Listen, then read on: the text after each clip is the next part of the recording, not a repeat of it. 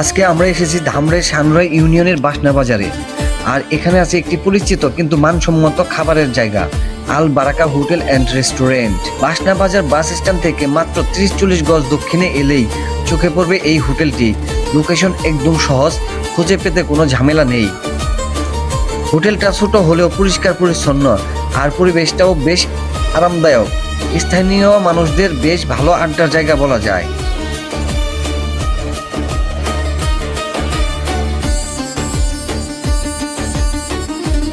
আমাদের এখানে মূলত আপনার সকালে নাস্তা, নান রুটি, তন্দুর রুটি, পরোটা পাওয়া যায়, ডাল ভাজি সহ।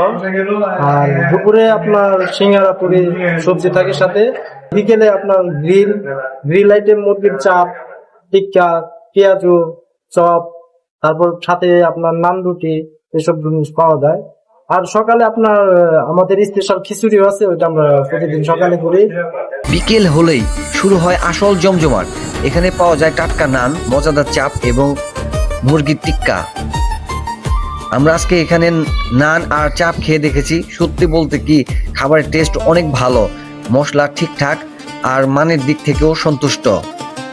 আপনি যদি বাসনা বাজার বা ধামরাইয়ের আশেপাশে থাকেন আর ভালো মানের দেশি খাবার খুঁজে থাকেন, তাহলে একবার ঘুরে আসতেই পারেন আল বারাকা হোটেল অ্যান্ড রেস্টুরেন্টে। ভিডিওটা ভালো লাগলে লাইক দিন, কমেন্ট করে জানান আপনার অভিজ্ঞতা। আর এমন আরো লোকাল ফুড ব্লগ দেখতে আমাদের সাথে থাকুন। আল্লাহ হাফেজ।